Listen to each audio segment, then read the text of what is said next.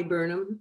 I'm the president of a new organization that's just been created in the last year called the Cultural Heritage Finance Alliance. And prior to that, I worked at the World Monuments Fund as president for about 30 years. And so in that context, I know Cairo pretty well and Egypt, and have worked there together with the Aga Khan Trust for Culture in the Historic Center of Cairo.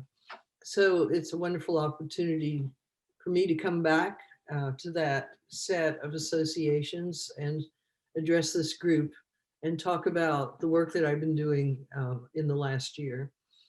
Essentially, and I guess I'm going to put a PowerPoint up on the screen now that I'll share with you as I talk.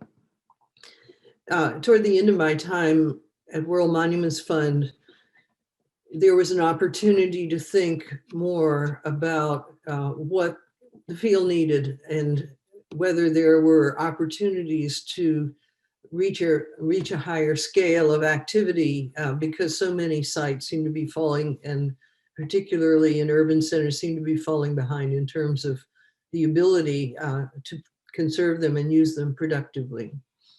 And that led to a research project that I've been working on over the last year to see how heritage could become actually the engine for sustainable development in cities, with the help of a team of experts ranging in their experience from conservation to community development to large-scale architecture and finance. So I've had a really interesting experience, and we've now published a report just a couple of days ago. The title is Impact and Identity, Heritage Regeneration as a Model for Sustainable Development. And you can find it on our website, www.heritagefinance.org, or on Issue, the online publisher. So I'm going to try to move through this presentation. Here we go. I think the conundrum that we face in this field is that heritage safeguarding is so embedded in public policy around the world. There are regulations that limit what can be done with historic buildings and that put the entire responsibility on the shoulders of government agencies, ministries of culture, and agencies that work under them, just like what you have in Egypt. And the typical model is to focus on highly significant buildings just because of the limited resources that are available to these agencies, to try to leverage them with local funding from other public sources, such as regional and municipal governments, and then try to attract philanthropy and sponsorship to make up the gap between what governments can provide and what's needed to keep this vast inventory of protected and publicly recognized heritage buildings in good shape. And as part of that process at the World Monuments Fund, we often came in as the philanthropic impetus behind projects in order to try to get government agencies to join us and focus on things that we deem to be priorities based on our own frameworks for identifying sites at risk. And many of you are probably familiar with the World Monuments Watch and a lot of work that's been done by the World Monuments Fund over time in Egypt has been an outgrowth of that. And I think it's also well known that this process of heritage safeguarding produces all kinds of positive impacts or externalities that impact the local area, impact the local community, that bring in economic activity in the form of tourism, that provide educational experiences, that renew cultural life. And part of the issue that have been trying to address is the fact that while the field has been looking at these positive impacts for some time and talking and writing, and there's a lot of work in the last 15 or 20 years about the multiple values of heritage and how to quantify those values, how to actually value impacts that are intangible on a community level. It's been less common for organizations to work on how to figure out how to tap those impacts for the benefit of heritage and for the benefit of a long-term sustainability. And so this chart shows the notion of creating a supportive ecosystem around the core public sector function, assuming that that will continue, but that there are opportunities to bring in other forms of financing in the way that other sectors that work across a global philanthropic spectrum from healthcare to environmental conservation have learned to do. They've learned to create revenue generating models that help to enhance sustainability and will often leverage public sector commitments. And so our thesis is that by bringing in early stage catalytic capital, it would be possible to start this whole process, and then the capital can be returned to investors, which could be international development agencies that are already very active in this sphere, but largely as donors rather than backers, and also involving financial institutions, foundations, and even individual financiers. All of those groups have different expectations, as we learned, in terms of return on investment.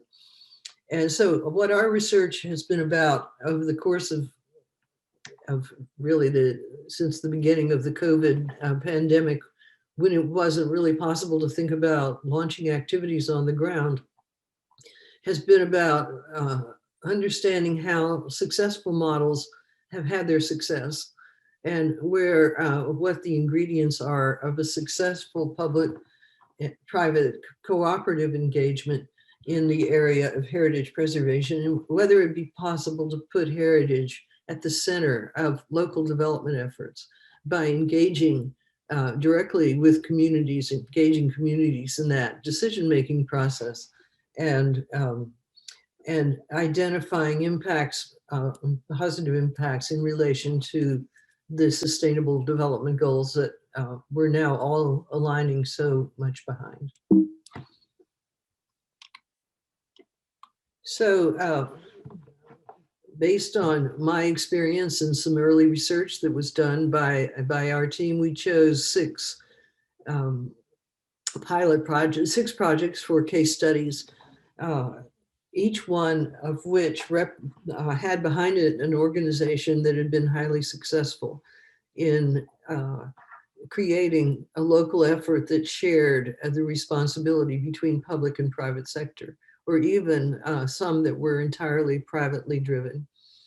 So I want to talk to you today about that range of different models that we looked at. And what we discovered was, having gone into it not really knowing what the success factors were going to be, that they were all different, that in fact, this represents a kind of spectrum of possibilities in the way that building around local precedents and legal frameworks and community locally based incentives and activities on the ground in a given community, they each shaped a program that was successful for their own purposes. And we found that those programs were worth looking at in a broader context.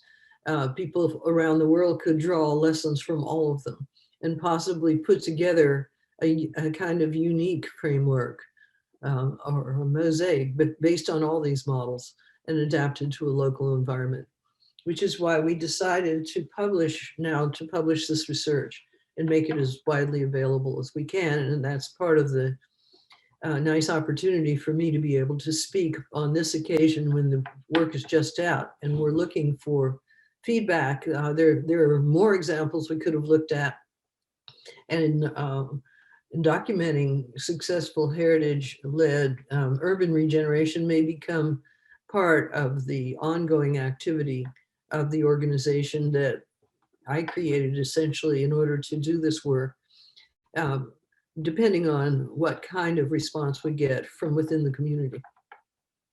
So if you look at this chart from left to right, it represents a spectrum from on the left-hand side where the initiatives were entirely launched under government auspices and with funding that was available from the public sector, even if they also created NGOs and essentially implementing organizations that have been able to carry on and increase the longevity of heritage interventions, which is, I think, another problem that we have in the sector, that when you bring in private donors, they support one project, generally a very high profile, iconic project. And then when it's over, there's not any resources in place to sustain it, and the donor's not necessarily going to move on with you to the next project. So try to create a mechanism that has the ability to survive, and I think that's one thing that all of these had in common. And so what we also discovered is that there's a pretty direct correlation between the way the work is financed on this spectrum.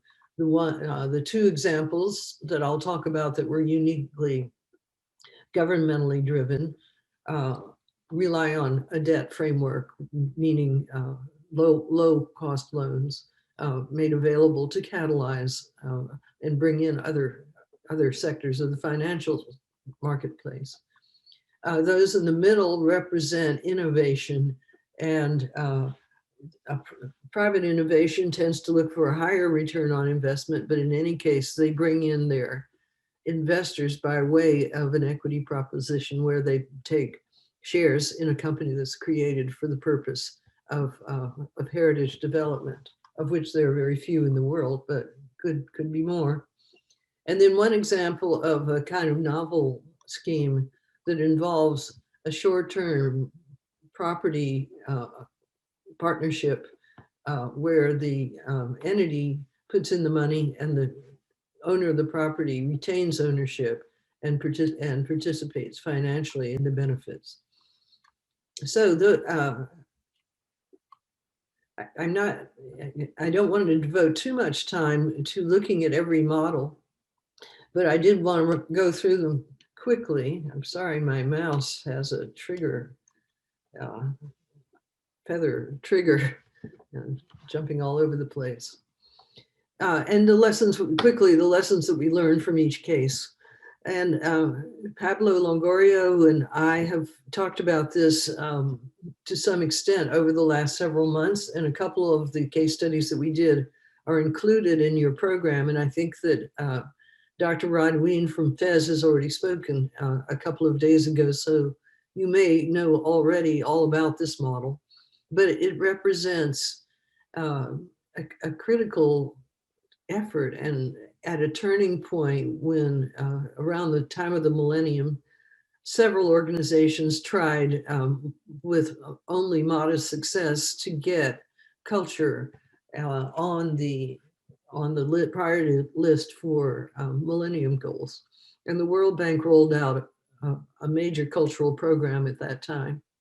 And Fez was, the Medina of Fez was the centerpiece of it, having been an object of concern for many years, since the time of its World Heritage designation in the early 90s, because of actual building collapses and depopulation and crowding and poor environmental conditions, pollution and all those things.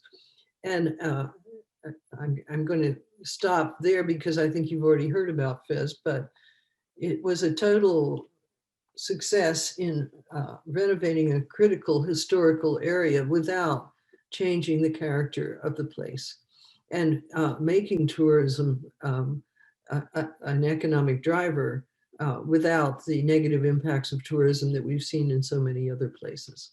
And I think there's a lot to be learned from the Fez model for other places in the Middle East and in the developing world where historic centers have often been neglected.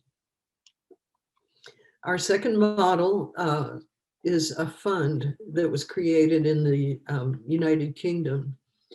At the time in the middle 70s when culture, there was a year of, to celebrate cultural and heritage right around 1975. And the English government at the time was very concerned about the negative impacts that urban renewal had across the country in the 1960s, and set up a very, very small revolving fund that has now established itself with capital of about, I think they have about 17 million pounds now, which they lend at advantageous rates to local heritage organizations that are created generally in the UK to preserve specific buildings, like the one in this picture, which is called the Portland Works, an industrial building. These heritage building trusts were stimulated in part by the existence of this organization, the Architectural Heritage Fund. And so now, since the 70s, about more than 200 of them have been created across the UK. They've tended to expand their scope and look not just at a single building, but at an entire urban environment.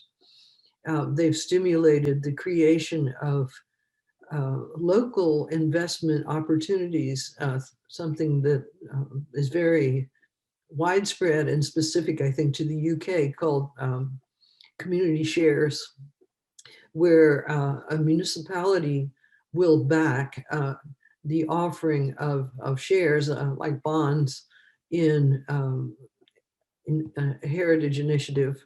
And it gives the investors an opportunity to invest a very small amount of money. And at the same time, if they want to recover their investment and take the money out, they're able to do that. And so this combination of mechanisms has produced a very robust environment in England for saving ordinary, often not grade A, grade B buildings that are listed that are part of what is considered to be the public trust, but where there are just no resources that are going to come their way. And in that 50-year period, I guess it is, they've done over 900 projects in virtually every corner of the United Kingdom. And so I think it's a model worth looking at as a way for the public sector to make a gesture. In this case, a very small one. Their initial investment was £500,000, and it was matched by foundations, a couple of British foundations. And so seeing something like this grow over time, completely under the aegis of a nonprofit entity, without the government having to manage the program, and providing a great deal of capacity building support to those communities as well as money, is a great model. And so moving on to the third case study, Mexico City. In just a few minutes, you're going to be hearing from Adrian Pandal, who led this program all through from its inception around 2000 until just a couple of years ago. Really one of the most successful and revolutionary changes, revitalizations that's taken place anywhere in the world that I know of, where a declining part of the city, the historic center, which had lost 90% of its population, had gone from around 90,000 people to 5,000 at the turn of the millennium, has rebounded and only continues to get better as a result of a really visionary public-private mutual commitment. not a formal public-private partnership, which usually entails the government delegating by contract tasks to the private sector, but a more flexible, intuitive joint program that I think is particularly exemplary for the comprehensive way that it was planned from the beginning, with taking into account everything from traffic circulation to the need for fiber optic cables to security. And the historic buildings really were a backdrop. The organization that was created started with, one of the rare ones that started with a substantial financial commitment from an entrepreneur, Carlos Slim. But at each stage, both the federal government and the municipal government were there to do their part to support an effort that could have total success and not just focus on a given monumental edifice. So you'll be hearing more about Mexico City from Adrian Tandal. Most people wouldn't think of Amsterdam as a place that ever needed, was ever critically at risk. But in fact, that's not the case. After World War II, there were, and into the 60s, when the city was very substantially depopulated after the war, many people had left who did not return. There were a lot of empty buildings.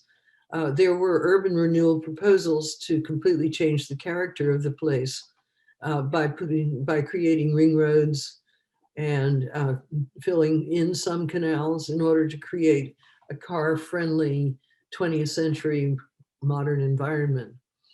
And there was such an outcry against this by the community that a citizen group was created, and they simply decided to start buying buildings in order to keep them as they were and in order to protect the population that lived in them.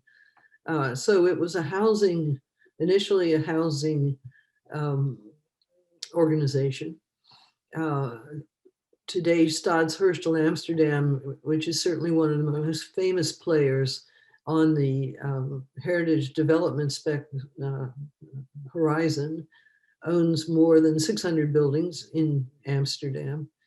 There, if you look at this picture, the middle building right in front of you, there's a tiny little blue and white plaque, and that is the plaque of Stadsherstel.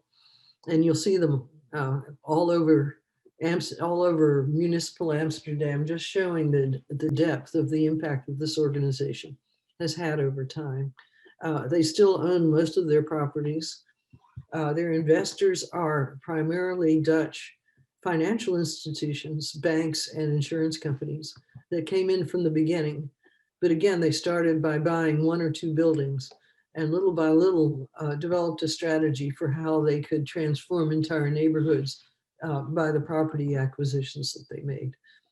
And ultimately took on another organization that had been taking ownership of public buildings like churches and other edifices, even industrial buildings and locks and watermill, in order to save them. So now Stadsherstel still acts as a for-profit organization that hopes to break even on everything that it does, but it has had a huge impact on public policy and public thinking in the city as Amsterdam has moved more and more toward the global leadership position as a circular city. So now we're down at the truly entrepreneurial side of our spectrum, looking at two organizations that have taken on the idea of preserving heritage for profit as well as for community benefit. The first is an organization in Panama called Conservatoria, which started up after the transfer of the canal zone to to the government of Panama and the development of Panama City and other parts of Panama that had once belonged to the US government around the time of the millennium. And since that time, Panama City has been a very hot real estate market. But initially, this historic part of the city, which is a tiny area on a kind of peninsula, surrounded by water, by the ocean on one side and the Panama Canal on the other, was more or less neglected.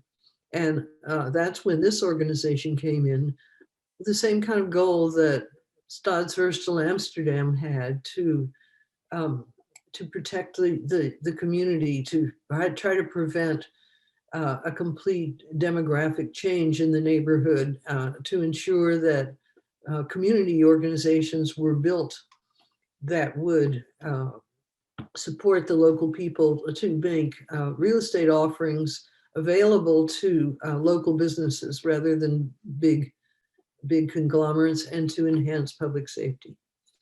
And Conservatory has been tremendously successful at this, having started with one building. This happens to be it, a hotel called the American Trade Hotel in Panama City, but they own a lot of residential buildings as well. After 15 years of operation, Conservatorio has a portfolio of valued at about $80 million, and a much bigger pipeline of potential projects. Everybody obviously suffered from the downturn of the pandemic, but one feature of this organization is that it puts a portion of its profits every year into community organizations that help to support the needs of the local community. And then the final example is of a small startup that's been active in Yangon only for about 3 years now.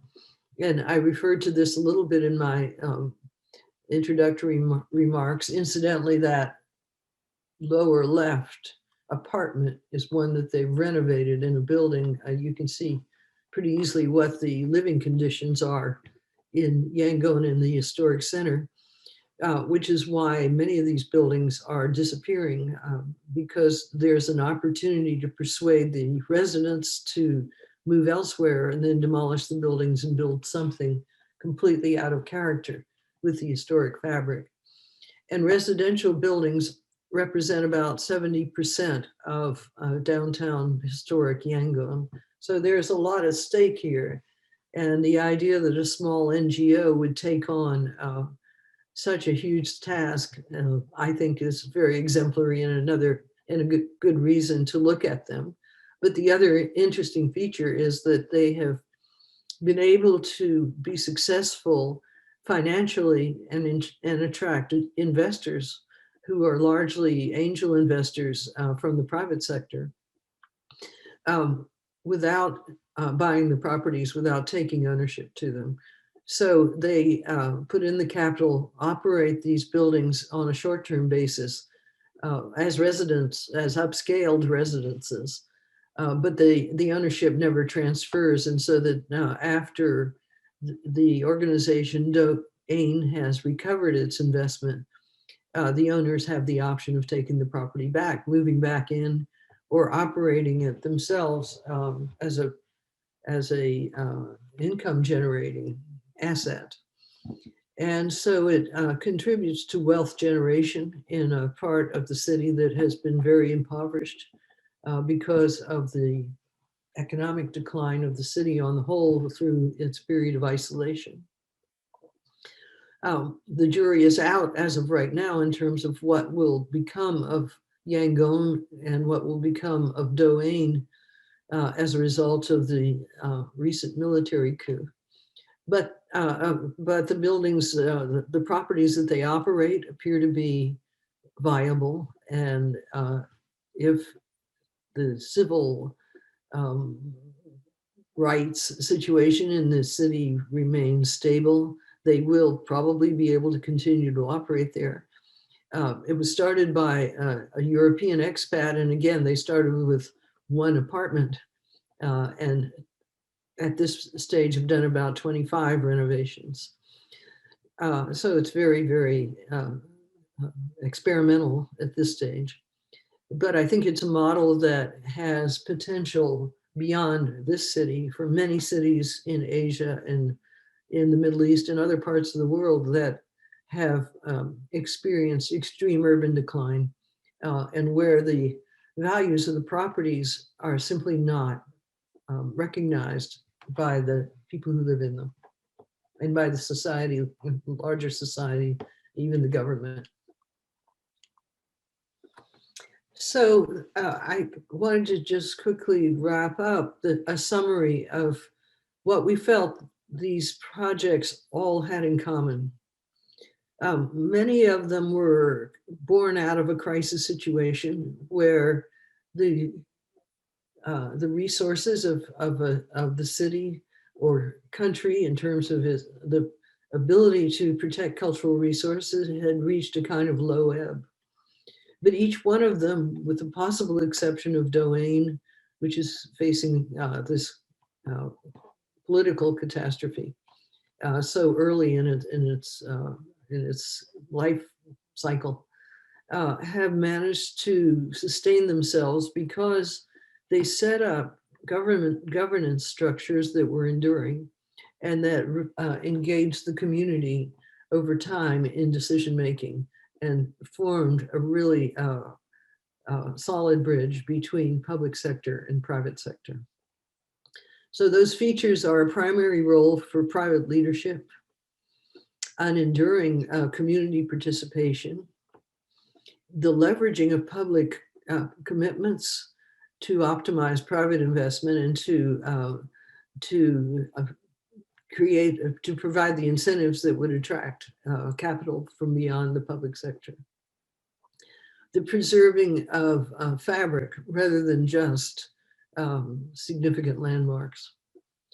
And the final sauce, secret sauce, is the investment in public spaces and amenities that will bring people into the community, into the public space and into the community, because it makes that place more livable, workable, and desirable. And so I think where we stand today, I think these examples are all things that we can learn from, and I hope that this presentation may have some relevance to your workshop as you talk about the future of historic Cairo. Certainly one of the most significant monumental places in the world, one that's been a conundrum for years and years in terms of how to stabilize, how to reverse economic decline, and how to bring in wider participation.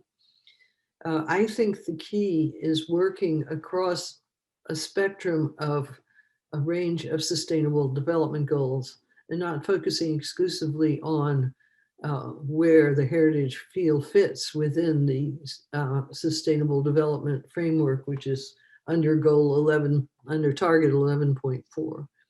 But looking at those other externalities that we talked about at the very beginning, quantifying how those each of those sustainable development goals can be directly addressed through impacts that can be measured. And the Historic Center of Mexico City, because what they created as their model was a combination of a business venture and a nonprofit foundation. The foundation has done a very good job of quantifying the impacts that they've had, and directly by subsidizing things like poverty reduction, education, health, culture within the communities where their projects were going on. And so there's potentially even more across the range of the 17 sustainable development goals that may be impacted by these projects individually. And our strategy would be to create a kind of pyramid where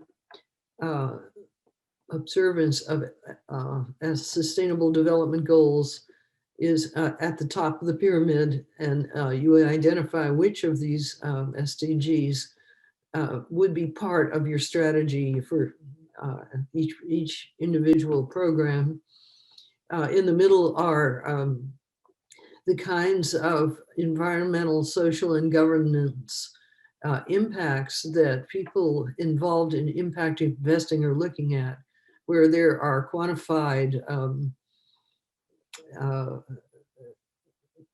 impact reporting standards used by organizations that have pioneered the idea of impact investing, and with very specific returns on investment, which can be captured through publicly available information.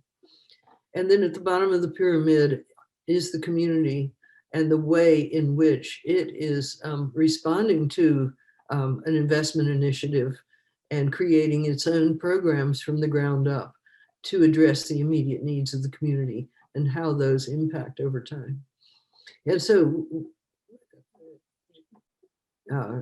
collecting all that information may seem burdensome, and it's something that our field, our sector, hasn't had a propensity to do in the past, which is why it was difficult for us really to quantify the impacts of the projects we looked at using the filter of sustainable development goals, because that information had simply not been gathered.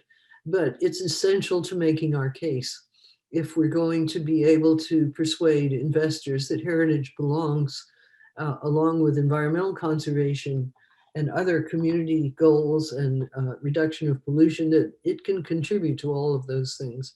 And we need to be able to show precisely how. And so what we've proposed, I think I just lost my last slide.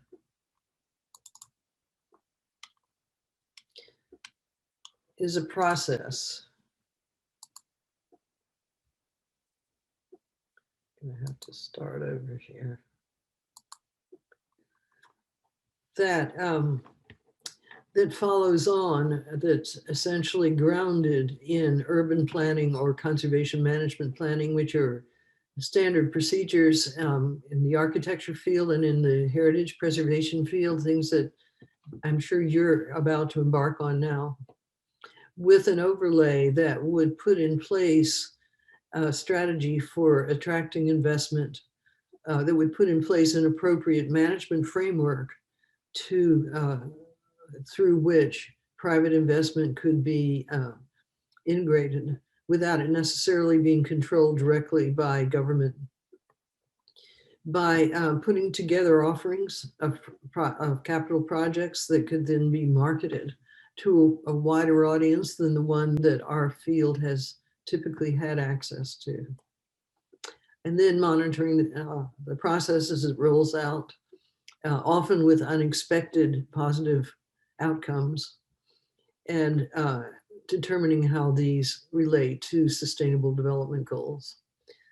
And then communicating that to a wider audience so that the lessons learned from a heritage-led investment undertaking can become part of the practice, that part of the toolkit that's available to people working in this field for the future.